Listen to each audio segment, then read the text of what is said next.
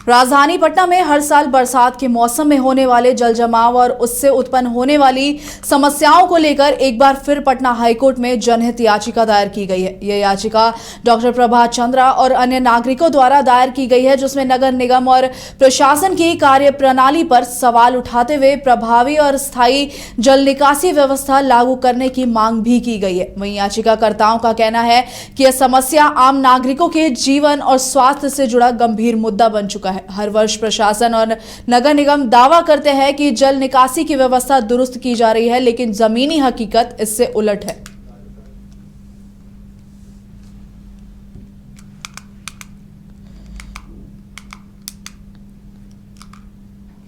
हम इस खबर में ज्यादा जानकारी अपने बिहार संपादक राजीव जी से लेंगे।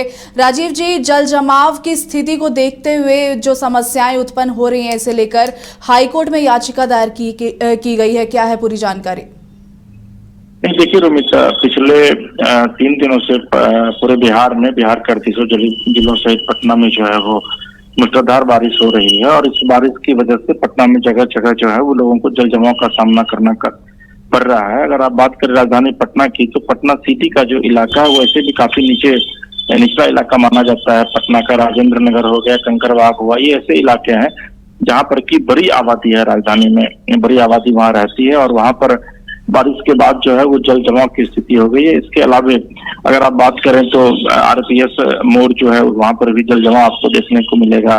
तो पटना के कई इलाके हैं जो कि इन दिनों आपको जल जमाव की चपेट में है और इसी की को देखते हुए एक रिट पिटीशन जो है वो दायर किया गया है हाईकोर्ट में, जिसमें यह कहा गया है कि भाई जल जमाव की वजह से जो है वो राजधानी के लोग जो है वो काफी परेशान हैं और लगातार सरकार ये आश्वासन देती रही है, नगर निगम लगातार ये आश्वासन देता रहा है कि जो निचली इलाके हैं उस वहां पर भी जल जमाव की स्थिति नहीं होगी। नालों की उड़ाही कर ली गई है और जो ड्रेनेज सिस्टम है उसको दुरुस्त कर लिया गया है, लेकिन इसके बावजूद पटना में जो है वो तो मात्र 24 घंटे की बारिश में जो है वो भयंकर जल जमाव हो गया है और इसी मुद्दे में जो है वो हाईकोर्ट को इंटरफेयर करने के लिए एक रिट पिटीशन जो है वो दायर की गई है।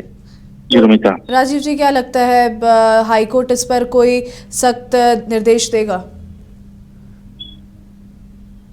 रोमिता, आपकी आवाज नहीं। राजीव जी, क्या लगता है इस समस्या को लेकर हाईकोर्ट की तरफ से कोई सख्त निर्देश आएंगे? देखिए, हाईकोर्ट का क्या फैसला आएगा ये तो मुझे नहीं पता है रोमिता, लेकिन इतना तय है कि इस तरह के मामलों में अगर कोई भी एक सामान्य व्यक्ति भी अगर कोर्ट की ओर रुख करता है और चूंकि पटना में ही तमाम जो जजेज हैं वो तमाम जज रहते हैं पटना में ही, तो निश्चित तौर पर आम लोगों की सुविधाओं का ख्याल रखते हुए मुझे लगता है कि इस मामले पर जो है वो कोर्ट सुनवाई करेगा और कुछ न कुछ बड़ा फैसला जो है वो इस मामले पर कोर्ट दे सकता है। जी, धन्यवाद राजीव जी, बहुत बहुत शुक्रिया आपकी जानकारी के लिए। शहर की भीड़ से बोर हो गए हो? तो चलिए आज नए वाइब में आपको लेके चलते हैं, जिसका नाम है वैदिक विलेज। एम्स पटना से 10 मिनट की दूरी पर नौबतपुर में स्थित ये सोसाइटी सिर्फ आपके लिए है। यहाँ पे मेन रोड 30 फीट की है, रिंग रोड 24 फीट की है और ब्रांच रोड 20 फीट की है। यहाँ मिलेगा आपको स्विमिंग पूल, जॉगिंग ट्रैक, मंदिर और 24/7 सिक्योरिटी कैमरा जैसी बेसिक एमिनिटीज। शांति और सुकून से भरा प्लॉट चाहिए तो सोचना बंद करो, अभी कॉल करो नीचे दिए हुए नंबर पे। देवघर के घोरमारा का सुखारी मंडल का शुद्ध पेड़ा बन गया है भोले के भक्तों की पहली पसंद। कांवरिया हो या श्रद्धालु, सभी पहुंचते हैं सुखारी मंडल गार्डन और रूबी रेस्टोरेंट घोरमारा।